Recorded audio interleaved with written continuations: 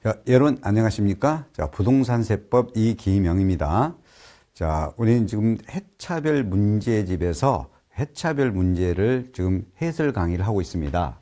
자, 이번 시간은 우리 2019년도에 실제로 기출된 제30회 때 기출된 기출 문제를 가지고 해설 강의를 하도록 하겠습니다.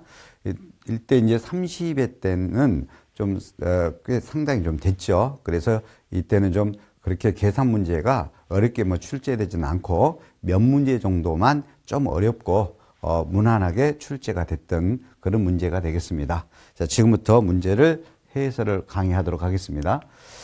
먼저 이제 25번인데요.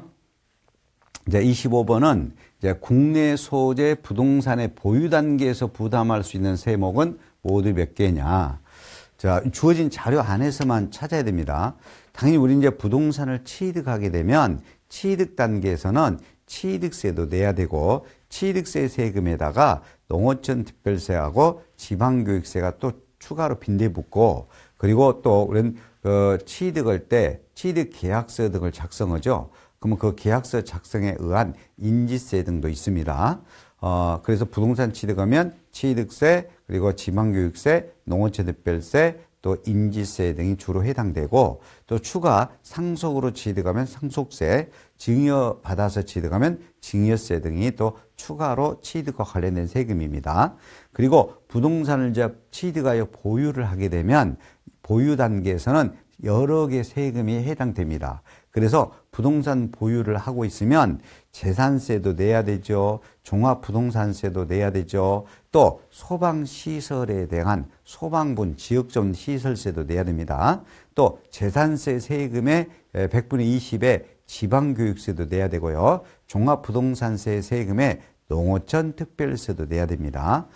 그리고 또 임대 상태로 보유가 되면 임대 상태에 따른 보유에 따른 또 사업소득에 대해서는 종합소득세도 내야 되고 그리고 그런 임대에 따른 사업소득에 대한 종합소득세 낼 때는 지방소득세도 내야 돼요. 개인적인 지방소득세도 내야 되죠. 그래서 부동산 보유 단계는 세금이 여러 개가 있다. 많다. 여러 개가 있다. 인지세는 해당 사항이 없어요. 보유할 때 전세 계약서 등에는 인지세가 없어. 그래서 인지세만 빼고 부동산 보유 단계에서는 많다. 그래서 제일 많은 개수를 찾아주면 돼. 이건 보나마나 4개가 다 해당돼요. 4개가. 그래서 정답은 5번이 되겠는데 보세요. 확인해 보겠습니다. 자, 여러분들 부동산을 보유하게 되면 종합부동산세를 내야 돼요. 그러면 종합부동산세를 내야 되면서 종합부동산세에다는 또 농어촌 특별세가 또 함께 내야 됩니다.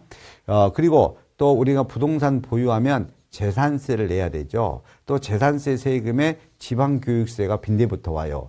종합부동산세를 본세로 하여 농어촌 특별세, 재산세를 본세로 해서 지방교육세, 그 다음에 소방분 지역적 시설세도 보유할 때 내야 되고요. 그 다음에 임대 상태로 보유하면 사업소득에 대해서 종합소득세를 내야 돼. 또 종합소득세에 대해서 종합소득세 세금의 10%를 개인 지방소득세를 내야 돼. 개인 지방소득세를 내야 돼. 그래서 인지세를 빼고 여러 개가 해당됩니다. 여러 개. 그래서 결론 지어서 부동산 보유 단계 관련되는 세금은 모두 몇 개냐? 그러면 제일 많은 것을 답으로 해주면 돼요. 무조건 인지세만 해당 없고 여러 개가 다 해당된다. 특히 요 지방소득세, 소득세 내는 개인, 그 사람 개인 지방소득세도 내야 된다는 것. 오케이. 정답은 5번이 되겠습니다. 종합부동산세나 재산세, 종합소득세 이것도 부동산 보유 단계에서 부담할 수 있는 세금이다라고 참고로 더 아셔야 됩니다. 자, 그다음에 26번을 보도록 하겠습니다. 자, 26번은 지방세 기본법상 이의신청이나 심판 청구에 대한 설명으로 틀린 것. 불복 청구죠. 우리가 이제 불복 청구는 위법하거나 부당하게 세금에 대해서 처분을 받았다든지 또는 뭔가 감면 처분을 받지 못했다든지 감면 처분을 못 받았다든지 이로 인하여 어떤 부당한 침해를 이익에 대한 권리 침해를 당했다라고 생각되면 우리는 이의신청이나 심판 청구를 제기할 수 있어요. 이게 이제 지방세 기본법상 불복 청구인데 이에 대한 설명은 틀린 겁니다. 일단 과태료 부과처분은 이의신청, 심판 청구를 할 수가 없다죠. 과태료 부과는 불복 청구 대상에 포함되지 아니합니다. 물론 이것도 불복 청구 대상 아닙니다. 범칙 사건에 대한 통고 처분에 대해서도 불복 청구 대상, 이의신청, 심판 청구 대상에 포함되지 아니합니다. 과태료 부과 등은 범칙 사건 통고 처분은 불복 청구, 이의신청, 심판 청구할 수 없다. 1항 지문 맞고 동그라미 2항 지문은 여러분들이 이제 지자체 시장 군수가 나한테 재산세를 200만 원을 부과했어요. 부과 처분했어. 그럼 나는 재산세 200만 원 처분에 대해서 부당하다라고 이의신청을 제기하거나 또는 심판 청구를 제기합니다. 그럼 내가 이의신청이나 심판 청구를 제기하면 그 재산세 200만 원 처분의 집행에는 효력이 미치지 아니합니다. 그러니까 나는 이의신청이나 심판 청구를 하더라도 부과된 재산세에 대해서 세금을 내면서 이의신청을 해야 돼. 내가 이의신청을 했다, 심판 청구를 했어도 그 재산세 처분 집행에는 효력이 미치지 아니한다. 집행 부정지 효력이죠. 다만 우리는 이미 이의신청이나 또는 심판 청구에 대한 결정이 있은 날로부터 30일까지는 이미 압류한 재산에 대해서는 공매 처분은 보류할 수는 있어요. 자, 그래서 이의신청이나 심판 청구를 하더라도 처분 집행에 효력이 미치지 아니한다. 다만 이미 압류된 재산이 있다. 압류된 재산은 요는 이의신청 처분 결정이 있은 날로부터 30일까지는 공매 처분은 보류할 수 있다. 여기를 60일로 나오면 틀립니다. 공매 처분 보류할 수 있는 기간은 30일 이내로만 하도록 돼 있어요. 동그라미 3항입니다. 지방세에 대해서 이의신청 불복 청구를 했어. 그러면 불복 청구인은 자, 이의신청을 거치지 아니하고 바로 심판 청구를 제기할 수 없다. 틀렸네요.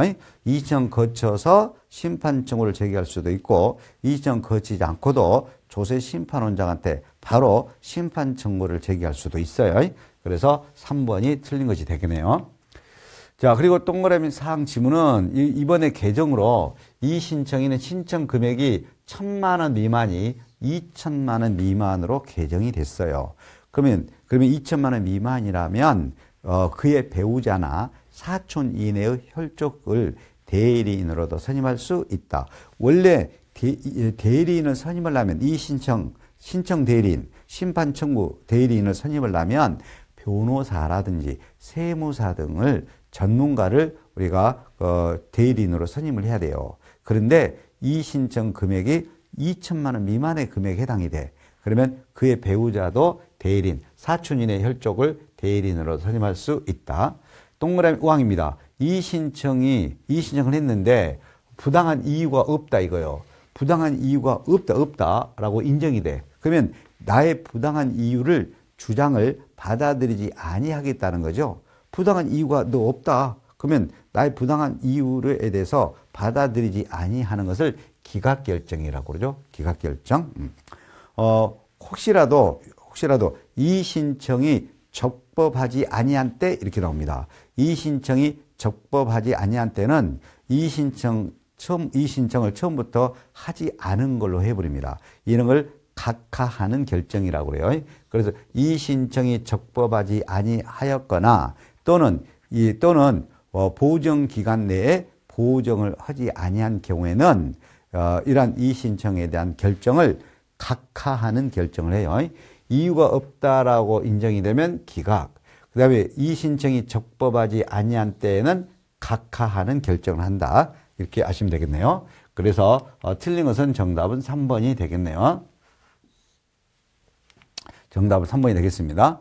자, 그 다음에 27번 보죠. 27번은 이제 법정기일 전, 여기서 이제 법정기일은 신고하는 세금은 신고일이 법정기일입니다. 양도소득세 예정신고도 포함되죠.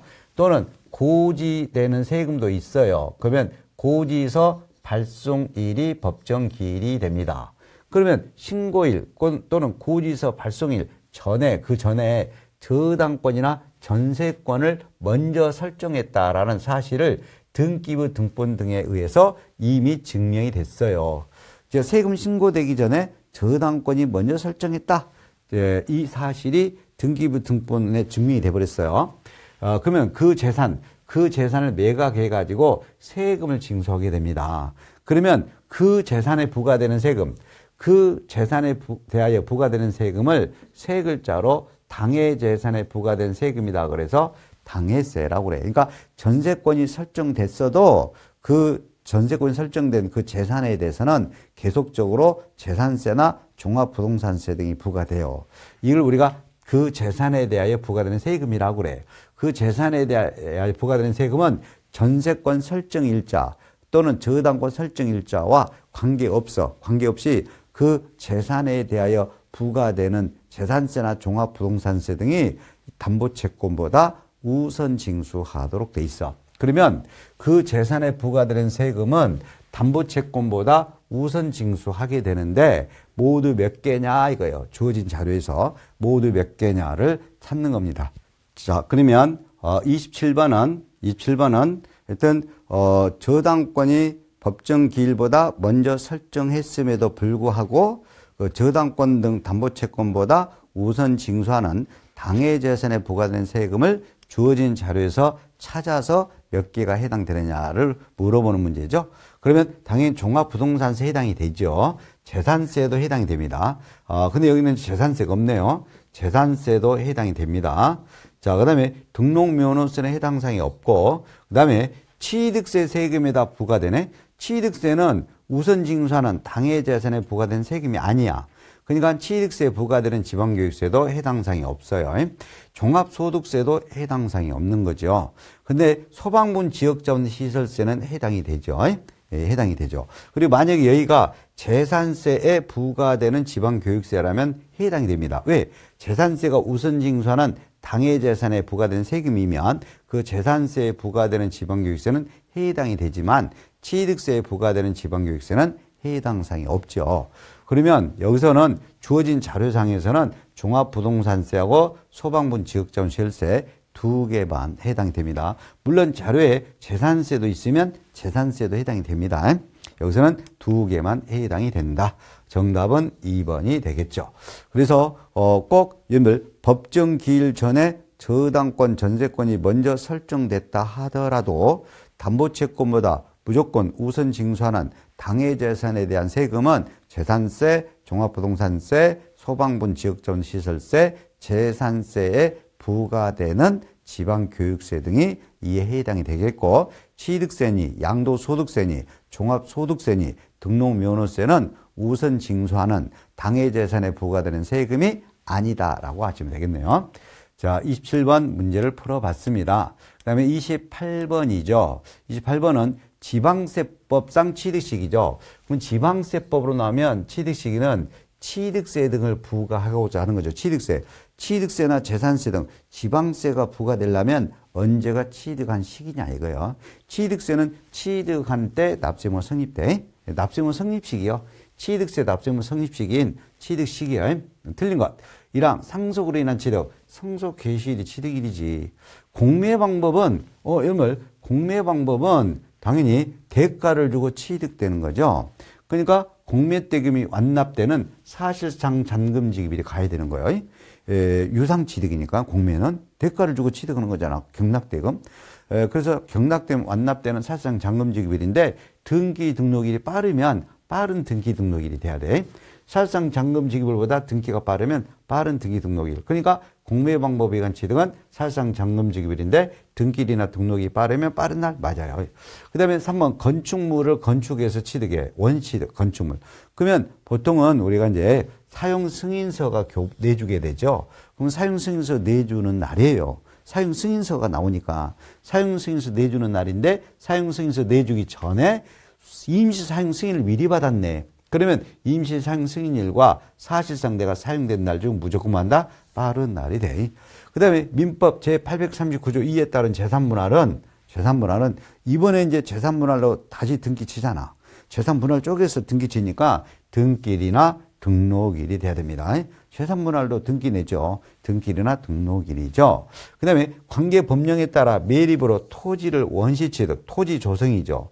이건 공사준공 인가일이 돼야 되죠. 등기일로만 안 됩니다. 매립된 토지 원시취득은 공사준공 인가일이 취득일로 봅니다. 물론 단서는 있어. 공사준공 인가일 전에 사용 승낙을 받거나 또는 허가를 받는다든지 사실상 사용한다든지 그러면 그 중에서 또 빠른 날이 돼. 일단 인가일로 한다. 인가일보다 빠른 날이 있으면 빠른 날이 돼야 돼. 그래서 매립 관측으로 토지 원취득을 등기일로 하면 안 돼. 그래서 5번이 정답이 되겠습니다. 29번을 보죠. 자, 취득세가 부과되지 않는 것. 한마디로 비과세를 찾아라 이거요. 취득세 비과세 되는 것. 답은 1번이죠. 주택법에 따른 공동주택 개수죠. 개수. 근데 확장이라고 생각하시면 돼. 공동주택 아파트 개수 확장 등을 해요. 근데 개수할 때, 개수 당시 주택의 시가표준액이 9억 원 이하. 그러면 내가 베란다를 확장하는데 개수하는데 주택법에 따라 개수하는데 그 당시 개수 당시 그 주택의 시가표준액 공시가격인 시가표준액이 9억 원 이하인 경우는 그 개수로 인한 취득에 대해서는 취득세를 부과하지 않죠. 단서는 있어. 건축법에 따른 대수선은 제외예요. 비과세에서 제외시켜줘야 돼. 그러면 건축법에 따른 대수선은 무조건 과세되고 건축법에 따른 대수선 과세되는 경우를 제외하고는 주택법에 따른 공동주택 개수 당시 시가표준액 9억 원 이하인 경우는 취득세가 부과되지 않는 비과세가 돼. 그래서 1번이 답이야. 동그래 2번은 형제간끼리 교환했다. 쌍방취득이에요. 쌍방취득. 교환은 부동산 서로 형제간끼리 교환되면 쌍방취득세 내야 돼. 쌍방취득. 그리고 동그래 3항은 직계 전속으로부터 주택을 증여받아 공짜취득도 취득세 과세요. 공짜취득도. 증여 무상취득도 취득 내야 되는 겁니다. 그리고 동그래 4번 파산 선고로 인하여 처분되는 부동산을 취득. 이것도 과세요. 취득세는 과세요. 양도소득세는 비과세고 파산 선고로 처분되니까 양도소득세는 비과세. 근데 파산 선고로 처분되는 부동산을 내가 취득을 해. 그러면 파산 선고로 처분되는 그 양도자 소득세는 비과세 되지만 그 파산 선고로 처분되는 부동산을 내가 취득하게 되면 취득세는 나는 내야 됩니다. 그리고 동그래 5항은 주택조합이 해당 조합원용으로 조합주택용 부동산 취득. 주택조합이 조합원용으로 취득되면 그 조합원이 납세의무자예요. 조합원에게 과세됩니다. 조합주택용 부동산은 그 조합원이 납세의무가 있는 거예요. 그 조합원이 납세의무가 있는 거예요. 그래서 우리는 동그라미 1항만 비과세되고 나머지는 다 과세됩니다. 특히 여러분들 이거 헷갈리면 안 돼요. 파산 선고로 인해서 처분되는 부동산을 양도소득세는 비과세되지만 이걸 취득한 자에게는 꼭 과세됨에 주의를 해야 된다 이거예요. 증여 등 상속 등 무상취득도 취득세 내야 되는 거고 조합주택용 부동산은 그 조합원이 납세의무자가 되는 거고요. 자, 1번만 비과세됩니다. 30번 보겠습니다. 자, 우리 이제 30번은 이제 재산세 비과세 대상에 해당하는 것, 비과세 대상에 해당하는 것. 자, 1항은 1년 이상 국가 지자체가 공공용으로 사용이 됐지만 유료로 사용이 되는 경우는 과세로 됩니다. 여기가 무료로 써졌다면 비과세. 국가 등이 1년 이상, 지자체가 1년 이상 공공용으로 사용되고 있는 재산이라면 비과세가 되는데 근데 유료로 사용이 되는 것은 과세가 돼야 되죠. 그리고 동그라미 2항은 자, 요 한국농어촌공사가 농가에 공급하기 위해서 농지를 소유하고 있어. 그러면 세금 조금 내. 분리과세 대상 토지라고 그래요. 그래서 분리과세 토지는 1천분의 0.7만큼 재산세를 내야 됩니다. 0.07% 재산세 내야 돼. 농어촌공사가 농가에 공급하기 위해서 소유하는 농지는 분리과세 대상 토지가 되는 거다. 그 다음에 또 3번은 원래 제방은 비과세가 먼저야. 근데 특정인이 전용하게 되면 과세돼. 제방을 특정인이 혼자 전용이 되면 과세해야 돼. 원래는 비과세인데 특정인 전용 그러면 세금 내야 돼. 과세. 그 다음에 동그라미 4번인데 군사시설 보호구역이 있어. 근데 통제보호구역이네 또. 그러면 전답, 과수원이나 대지 네 가지는 과세로 가야 돼. 과세로 가야 돼. 과세로 가야 되고, 그 다음에 통제보호구역의 토지에서 전답, 과수원, 대지 네 가지만 과세되면 네 가지가 제외한 나머지는 비과세돼. 통제보호구역에 있는 전답, 과수원, 대지 나오면 과세로 가야 되고, 전답, 과수원, 대지를 제외한 나머지 임야 등은 비과세가 돼야 되고요. 그리고 동물의 우항은 산림, 자원의 조성 및 관리 관한 법률이네. 그러면 법률로 지정이 됐다. 최종님, 시험님, 종자 채취하는 최종님, 시험님 법률로 지정이 되면 이건 비과세요. 이건 비과세요.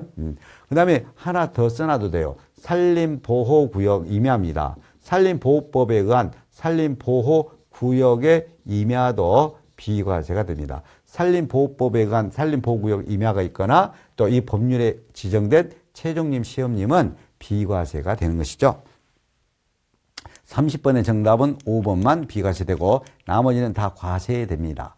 그 다음에 31번은 재산세 표준세율인데 전부 다 초과 누진세율로 되어 있는 재산세 과세 대상만 4개 자료에서 골라라 그랬어. 오늘 전기요금 계산할 때 전기요금 사용 구간을 몇 개 구간으로 나눠서 많이 사용할수록 전기요율, 전기료가 많이 부과돼요. 이걸 우리가 구간에 따라서 많이 사용할수록 누진이라고 그래요. 누진세 낸다라고 그래요. 그러면 세금도 과세 표준 크기에 따라 단계별로 누진세 계산하는 것이 있죠. 그러면 재산세에서 누진세율을 적용하는 것은 3가지만 적용해요. 별도 합산 대상 토지하고 그 다음에 종합 합산 토지도 누진세율입니다. 종합 합산 대상 토지도 누진세로 계산하고요. 그 다음에 주택이 또 누진세입니다. 주택은 매 1구 주택마다 1천분의 1에서 1천분의 4까지 주택이 초과 누진세율로 계산합니다. 재산세에서 표준세율이 초과 누진세로 계산되는 것은 딱 3가지다. 시군별 여러 개 토지가액을 합쳐서 계산되는 별도 합산대상 토지, 종합합산대상 토지, 그 다음에 매 1구 주택마다 누진세로 계산하는 주택 3가지만 적용하고 나머지는 누진세가 아니야. 나머지는 비례세율이에요. 나머지는 비례세율이요. 그럼 분리과세 토지는 비례세율이지 누진세로 하지 않습니다. 그 다음에 요 주거지역의 공장 건축물도 1000분의 5 등 비례세율입니다. 1000분의 5라는 비례세율. 주거지역 공장 건축물은 1000분의 5로 비례세율을 곱해주는 거죠. 분리과세 토지도 비례세율을 적용하는 거죠. 그러면 4개 중에서 누진세로 하는 것은 별도 합산과 주택이고 혹시라도 종합합산 토지도 있으면 이것도 누진세다라고 해야 돼. 여기서 자료상은 2개만 누진세. 기업과 리을. 정답은 기업과 리을이니까 3번이 정답이 됩니다. 32번을 보도록 하죠. 자, 취득세 표준세율이 가장 높은 것은 그랬네요. 표준세율, 취득세. 자, 상속으로, 요, 건물 취득, 그러면 1천분의 28이죠. 2.8%죠. 만약에 상속으로 농지라고 나오면 상속 농지는 1천분의 23이라고 배웠습니다. 그래서 1000분의 23, 2.3%, 1000분의 28, 2.8%. 그래서 38선이라고 그러죠. 상속은. 근데 상속인데 건물 취득하면 1000분의 28로 가야 되죠. 그 다음에 여러분들 기부에 의해서 건물을 부동산 무상 취득하잖아요. 그러면 일반적으로는 1000분의 35, 1000분의 35, 3.5% 세금 냅니다. 앞으로 부동산 증여받았다 기부에 의해서 취득했다 그러면 1000분의 35예요. 3.5%. 그런데 이 취득자가 사회복지법인 등 비영리 사업자라고 그래요. 그러면 사회복지법인은 비영리 사업자. 그럼 비영리 사업자가 독지가라는 것은 아무 대가 없이 기부하는 사람을 독지가라고 그래. 그러면 독지가로부터 내가 기부에 의해서 부동산을 취득하게 되면 이때는 1000분의 35 그러면 안 돼요. 1000분의 28, 2.8% 냅니다. 보통 증여나 기부에 의한 부동산 취득은 1000분의 35다, 3.5%다. 근데 사회복지법인 등 비영리 사업자가 기부에 의한 부동산 취득, 무상 취득은 1천분의 28을 적용합니다. 자, 그리고 동그라미 3항은 공유수면 매립, 농지 취득이죠. 원취득 1천분의 28이 되겠습니다. 2.8%. 자, 그리고 4번은 매매 등 유상거래인데 주택입니다. 주택인데 표준세율을 물어본 겁니다. 주택의 표준세율, 중과세율 말고요. 주택의 표준세율은 6억 원까지는 1천분의 10입니다. 1천분의 10, 1%. 시험에 나오면 이거 정도만 하시면 돼요. 주택을 매매거래로 취득했는데 6억 원 이하로 취득되면 1천분의 10이 1%가 표준세율이 되겠어요. 그 다음에 또 5번은 매매나 교환 등 유상거래로 농지취득 1천분의 30이 됩니다. 만약에 3%죠. 농지 외의 토지를 매매로 취득하면 1천분의 44%가 되는 것이죠. 그러면 취득세 표준세율이 가장 높은 것은 무조건 매매 등은 유상취득이죠. 그래서 시간이 없으면 취득세 표준세율이 가장 높은 거 나오면 당연히 매매 등 유상거래, 공매, 경매, 합병 등 이런 대가를 주고 취득되는 유상취득이 표준세율이 가장 높죠. 왜? 농지를 매매 등 교환 등 유상취득은 1천분의 30, 농지 외의 토지나 상가 등은 1천분의 40, 3%, 4%가 제일 높단 말이에요. 대부분은 1000분의 28, 2.8%가 많아요. 대부분은 됐어요. 자, 그래서 5번이 정답이 되겠네요. 33번으로 가도록 하겠습니다. 재산세에 대한 설명으로 옳은 것은 그랬는데요. 건축물의 재산세는 납기가 9월 달이다. 얘가 틀렸네요.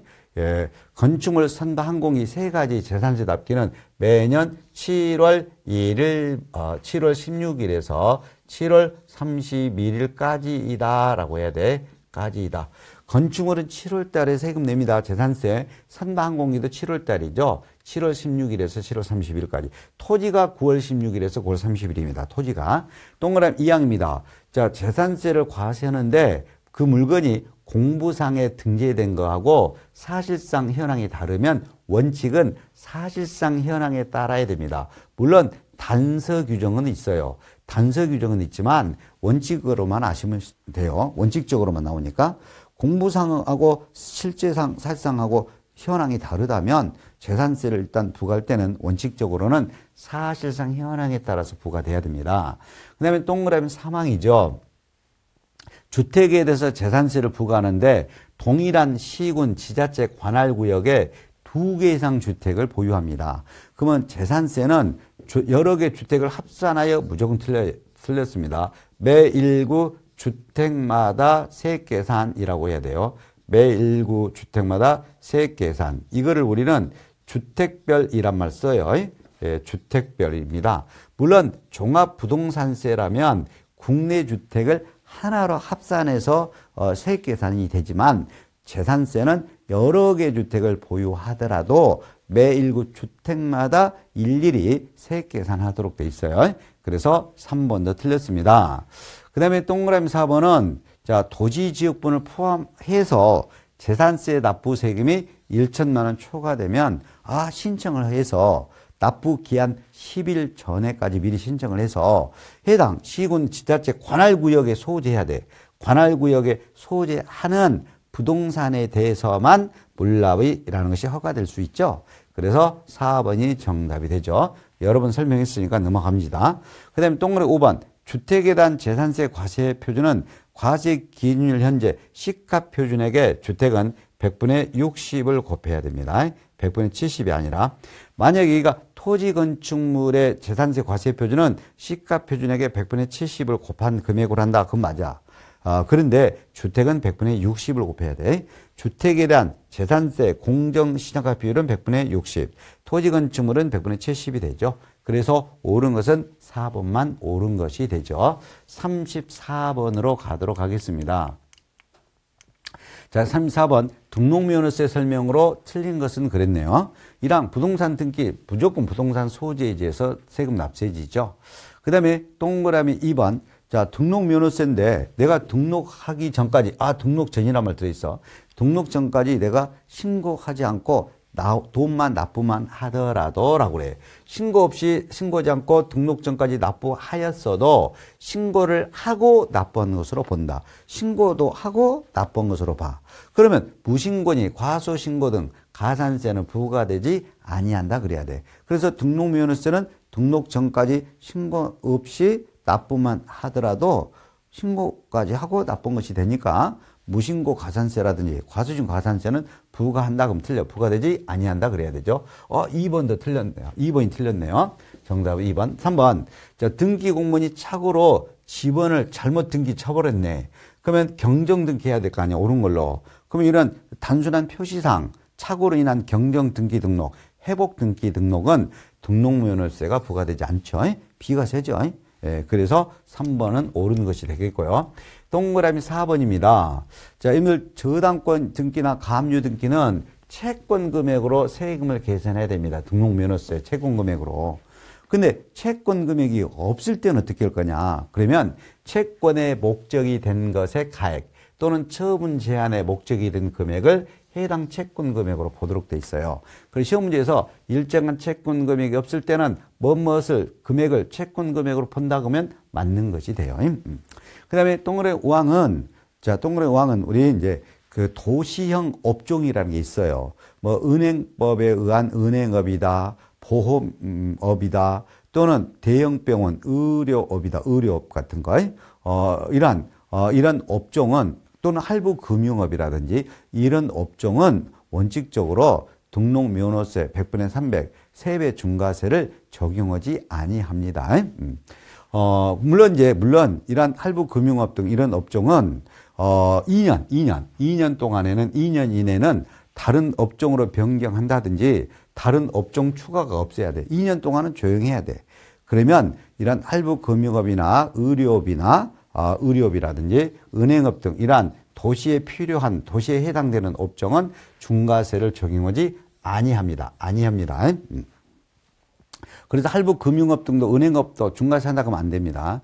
2년 동안에 업종 변경이나 업종 추가가 없으면 할부금융업, 은행업 등 의료업 등은 중과하지 아니한다. 맞죠? 그래서 당연히 이제 우리가 틀린 것은 이렇게 2번이 되겠습니다. 됐죠? 2번이 되겠고요. 등록면허세. 자, 35번을 보도록 하겠습니다. 자, 35번은 이제 국내 자산을 양도했죠. 양도소득세 과세 표준에 적용되는 세율로 틀리는 것. 하여튼 양도소득세 세율로 옳은 것은 틀린 것은 나오면 옳은 것은 나오든 틀린 거 나오든 간에 틀린 거 나오더라도 분양권을 찍으면 됩니다. 분양권을 틀리게 줍니다. 자, 하여튼 1항 볼게요. 자, 상가 건물인데 등기를 쳤네요. 다행히 1년 이상 2년 미만 1년 넘었네. 1년 이상 됐네. 100분의 40. 만약에 등기된 상가 건물이 1년 미만 그러면 100분의 50 그래야 돼. 상가 건물이 1년 미만 그럼 100분의 50. 1년 이상 2년 미만 100분의 40. 그 다음에 조합은 입주권인데 1년 미만 그러면 무조건 100분의 70%. 분양권인데 분양권은 1년 이상도 100분의 60이야. 분양권. 2년 이상도 100분의 60. 분양권이 1년 미만 100분의 70. 1년 이상, 2년 이상. 하여튼 1년 이상 되면 분양권은 100분의 60. 2년 이상도 100분의 60 그래야 돼. 3번이 틀렸네요. 동물 4번은 비삼용 토지요. 비삼용 토지는 6%부터 45% 초과 누진세율에 10% 더해줘야 돼. 그러면 양도소득 과세 표준이 누진세일 때 1,400만 원 이하가 제일 첫째 구간이야. 그럼 1,400만 원까지는 원래 6%야. 100분의 6. 근데 비삼용 토지는 100분의 6%에다 100분의 10%를 더 더하기. 그러면 6%에다 추가 비삼용 토지 10% 더하면 100분의 16% 세금을 내야 됩니다. 비삼용 토지 1,400만 원까지는 10% 더해서 16%. 비삼용 토지가 아니면 1,400만 원까지는 100분의 6%만 내면 돼요. 미등기 건물 100분의 70 최고 세율이죠. 미등기 건물. 그래서 3번이 정답이 됩니다. 분양권 하여튼 1년 미만 70%, 1년 이상 60%, 2년 이상도 분양권은 60%다. 자, 그리고 36번입니다. 36번은 이 해 때 가장 어려운 문제가 되죠. 30의 문제치고 가장 난이도가 극상에 해당하는 문제가 됩니다. 2월 이거 부담보증입니다. 부담보증이요. 자, 거주자 갑은 X토지를 2016년도에 1억 원의 취득을 해가지고, 배우자 을에게 증여를 해줬어요. 그리고 이 X토지에는 금융기관에서 갑이 차입금 5천만 원에 대한 저당권이 설정돼 있어요. 그러면 차입금 5천만 원이 설정된 그런 X토지를 을에게 증여를 해줬어. 근데 을이 이 부채 채무 5천만 원을 인수 사실이 확인됐어. 그러면 채무 5천만 원을 인수하면서 요 X토지가 증여가 됐죠. 부담부 증여죠. 그러면 채무를 인수한 사실이 객관적으로 확인됐으니까 부담부 증여예요. 그러면 전체 증여되는 가액 중 채무액인 5천만 원에 해당되는 부분은 양도로 봐야 됩니다. 그러면 X토지 증여가액과 증여 당시 평가가액은 2억입니다. 그럼 증여 당시 가액은 2억이요. 그러면 2억 중에서 5천만 원은 뭘로 본다? 증여로, 양도로 봐야 돼요. 전체 증여되는 증여 당시 가액 2억에서 채무액 5천만 원, 채무액 상당액은 양도로 봐야 됩니다. 자, 그러면 이걸로 설명 틀린 것은 그랬습니다. 자, 동그라미 1항입니다. 자, 배우자 간 부담부 증여로서 수증자에게 인수하지 아니한 걸로 추정되는 채무액은 부담부 증여의 채무액에 해당하는 부분에서 당연히 제외한다. 그러니까 부부지간에 부담부 증여했네. 그리고 채무액을 부부지간에 부담부 증여로서 채무액을 인수하지 아니한 걸로 추정돼. 그러면 추정되면 인수되지 아니한 걸로 추정되면 그 채무액 부분에서 그 채무액을 인수되지 않는 걸로 추정된 부분은 당연히 제외가 돼야 돼. 제외가 돼야 됩니다. 배우자나 직계존비속 간의 부담부 증여는 전액을 증여로 추정합니다. 그래서 배우자 간의 부담부 증여로서 채무액을 인수하지 아니한 걸로 추정되면 그 부분은 채무액 부분에서 당연히 제외가 돼야 돼요. 그 다음에 동그라미 2번 을이 인수한 채무액 5천만 원 부분은 뭘로 본다? 양도로. 당연히 양도로 봐야 되죠. 5천만 원 부분은. 그러니까 2억 부분에서 5천만 원 부분은 당연히 양도로 봐야 돼. 그러면 양도로 보는 취득가액은 2,500만 원이다. 자, 전체 취득이 얼마 취득이냐? 1억이 취득했어. 1억에 취득했는데 전체 취득이 1억에 취득했는데 근데 우리는 양도소 보는 부담부 증여는 전체 증여가액 중 얼마에 불과합니까?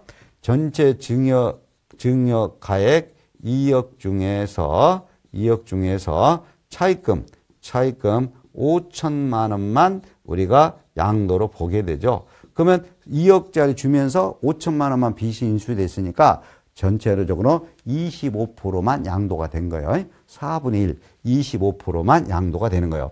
그러면 양도로 보는 것이 25%만 양도로 보니까 요 전체 취득가 1억에 대해서도 25%인 2,500만 원만 취득가액으로 인정합니다. 2,500만 원만 취득가액으로 인정한다. 전체 1억에 취득했어도 2억분의 5천만 원인 4분의 1의 금액에 대한 그 비율만 양도니까 양도로 보는 취득가액도 전체 취득가액의 2억분의 5천만 원인 4분의 1인 2,500만 원만 취득가액으로 해줍니다. 자, 동그라미 4번 지문을 보겠습니다. 양도로 보는 양도가액은 당연히 5천만 원이지. 차입금 5천만 원은 그대로 양도로 봐야 되겠죠. 차입금 인수한 차입금 5천만 원은 그대로 양도가액으로 봐야 됩니다. 그럼 취득가액은 2,500만 원, 양도가액은 5천만 원 이렇게 되겠네. 자, 근데 동그라미 5번입니다. 갑이 X토지와 또 시가 2억짜리 Y자산을 을에게 함께 부담부 증여를 해줬다 이 말이야. 그러면 을이 인수한 채무액 5천만 원은 전부 다 X토지 양도로 다 봐야 된다? 이게 5번이 틀렸네. 자, 우리는 차입금 5천만 원인데, 근데 여기서 차입금 5천만 원인데, 근데 여기서 X토지와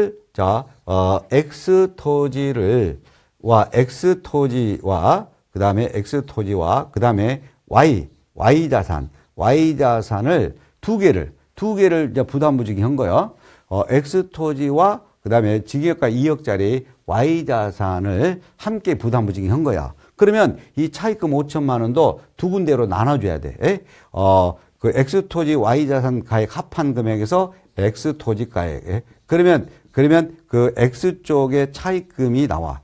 X쪽에 차입금이 나오고 또 차입금 똑같이 5천만 원. 차입금 똑같이 5천만 원 곱하기 또 마찬가지로 X토지 가액과 Y자산 가액분의 Y자산 가액으로 이렇게 또 5천만 원을 또 나눠줘야 돼. 이렇게 차입금을 나눠줘야 돼. 그러니까 전체 차입금 5천만 원을 인수했는데 근데 부담부증으로 주는 것은 하나만 준 것이 아니라 X토지와 Y자산을 함께 두 개를 함께 부담부증이 했다면 차입금 5천만 원도 X토지와 Y자산으로 각각 쪼개줘야 된다 이 말이야. 그런데 이 차입금 5천만 원을 전부 다 X토지 양도로 본다 그러면 잘못됐다라는 겁니다. 그러면 정리하면 우리는 이제 채무액 5천만 원을 끼고 2억 원짜리 X토지를 증여해줬다. 그러면 부담부 증여죠. 그러면 증여되는 가액 2억 중 5천만 원 차입금만 우리가 양도로 본다. 그러니까 25%만 양도로 본다. 그러면 2억 원 전체 금액의 25%인 5천만 원이 양도가액이 되고 전체 취득가액 1억에 대해서도 2억분의 5천만 원이 4분의 1인 25%인 2,500만 원만 취득가액이 된다. 그리고 우리는 이 X토지와 Y자산을 두 개를 함께 증여하면서 차입금 5천만 원을 인수했다면 그 차입금 5천만 원을 X토지와 Y자산 두 군데다 차입금을 나눠줘야 되지 한쪽 모두 다 X토지 양도로 한쪽으로만 몰아가면 틀린 설명이 된다. 그래서 5번이 정답이 되겠습니다. 그 다음에 37번을 보도록 하겠습니다. 자, 37번은 기준시가 산정에 대한 설명으로 틀린 건 나오죠. 기준시가는 양도소득세나 상속세, 증여세 등 국세를 부과할 때 적용이 되는 금액을 말 그대로 기준시가라고 그러죠. 그러면 어차피 기준시가는 토지, 주택 두 가지는 법률에 의해서 공시되니까 공시된 개별 공시지가니 공시된 개별주택 가격, 공동주택 가격 등을 그대로 여러분들 양도소득세 계산할 때 기준시가로 이용합니다. 그대로. 그런데 이제 문제는 지정적 토지가 있어. 이렇게 지정한 지역의 토지에 대한 기준시가는 배율 방법에 의한다라고 돼 있죠. 이 배율 방법이라는 것은 개별 공시지가에다가 곱하기 지가 상승한 배율을 더 곱해서 계산한다. 개별 공시지가로 해야 되는데 여기다 배율을 더 추가 곱하기 한다. 이걸 배율 방법이라고 그래. 지정적 토지 기준시가 그러면 요 개별 공시지가에다 배율을 곱해 준다. 그래서 배율 방법에 의한다.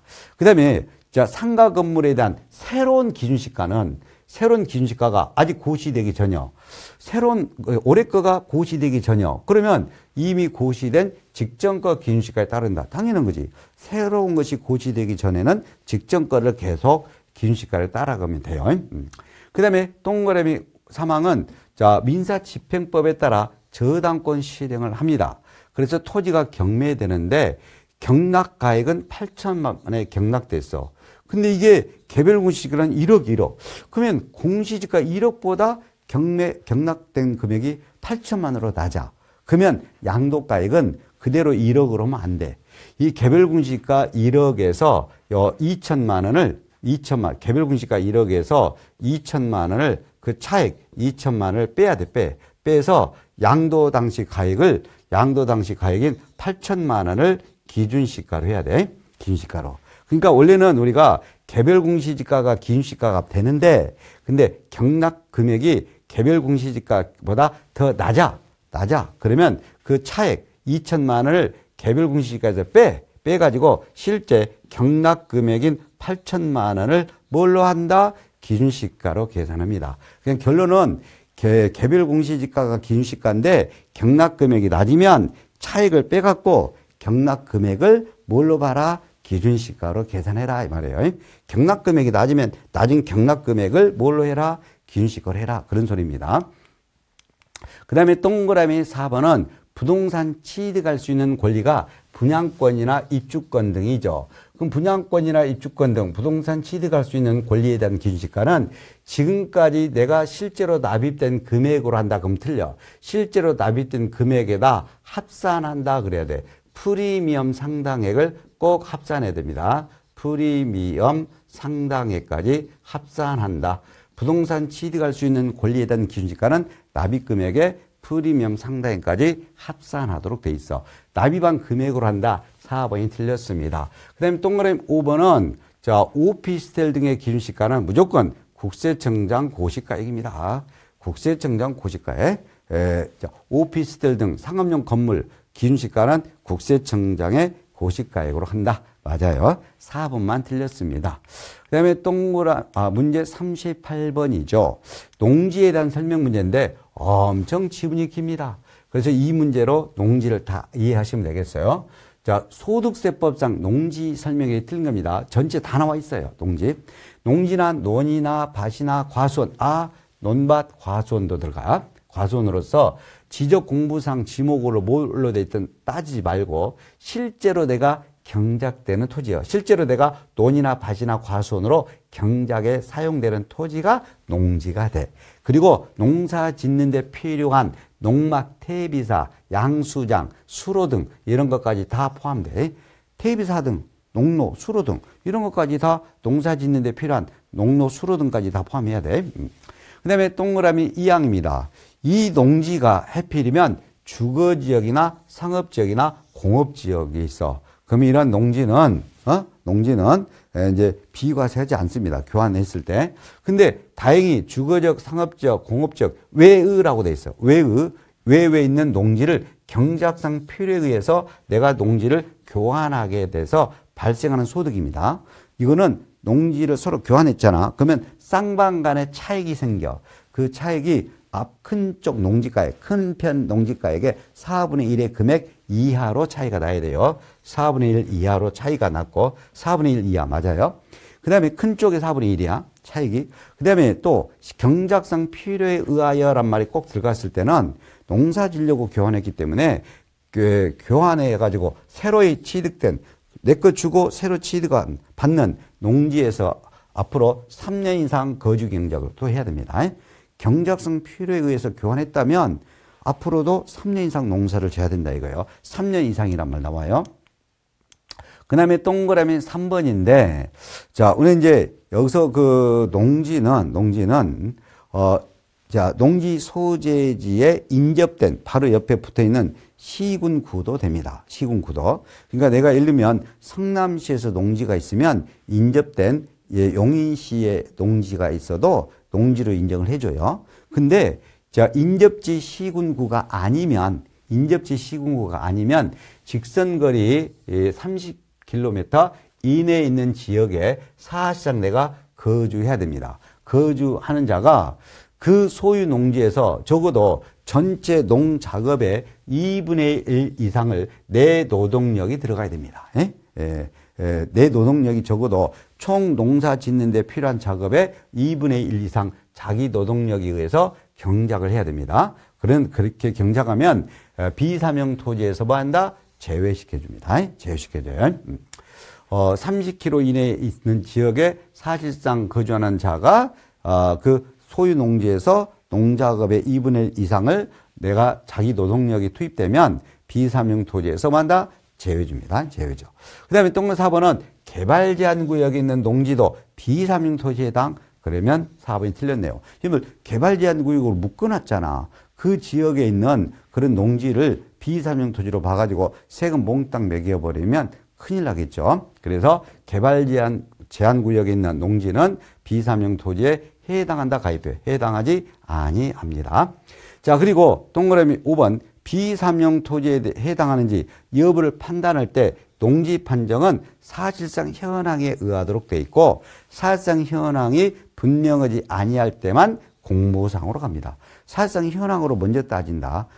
그리고 사실상 현황으로 현황이 분명하지 아니할 때만 그때만 공모상 현황에 따라라 이 말이에요. 그래서 4번만 틀렸습니다. 그 다음에 39번입니다. 자, 외국에 있는 X 토지를 양도 있죠? 국외자산 양도네. 틀린 것은 그랬습니다. 자, 1항. 자, X 토지를 갑이 양도할 때까지 계속 5년 이상 국내 주소나 거소가 돼 있어야 돼. 5년 이상 돼야 돼. 그래야 국외 토지, X 토지, 양도소득세 납부의무가 있죠. 자, 그 다음에 외국에서도 애화를 차입해서 X 토지를 취득했어. 가지고 환율이 달라졌어. 그래서 환율 변동 환차익은 양도소득에서 반드시 제외요. 제외되죠? 환율 변동 환차익은 양도소득 제외. 그 다음에 동그란 3번 X토지 양도가액 실지거래가액으로 하는 것이 원칙. 맞죠? 동그란 4번 X토지에 대한 양도 차익에서 장기부위를 공제한다. 얘가 틀렸네요. 국외자산은 절대 장기부위 특별공제를 적용하지 아니합니다. 다만 250만 원 기본공제는 해줘요. 그래서 4번이 틀렸습니다. 기본공제 250만 원은 당연히 공제가 되죠. 외국의 X토지. 예, 그래서 4번이 틀렸다. 외국 거는 절대 장기부위를 적용하지 아니합니다. 자, 그리고 마지막 40번입니다. 자, 2025년도 귀속되는 종합부동산세 설명으로 틀린 것은 그랬네요. 자, 1항은 공원자연 환경지구 임야네. 이러한 공원자연 환경지구 임야는 재산세가 분리과세 대상이 되는 토지에 속합니다. 그러면 이거는 종합부동산세 납부할 의무가 없다 그래야 돼. 종합부동산세가 과세되는 토지는 상가 등 영업용 토지인 별도 합산 대상 토지하고 나대지 등 비삼용 토지인 종합합산 대상 토지만 종합부동산세 과세 대상이고 공원자연 환경지구 임야 등 분리과세 대상에 해당되는 토지는 종합부동산세 과세 대상에서 제외됩니다. 납부할 의무가 없다 그래야 돼. 그래서 1번이 틀린 것이 되겠습니다. 그 다음에 동그라미 2번은 1세대 1주택에 대해서는 60세 이상이면 연령별 세액공제라는 것을 적용받고 5년 이상 보유가 되면 보유기간별 세액공제를 받잖아요.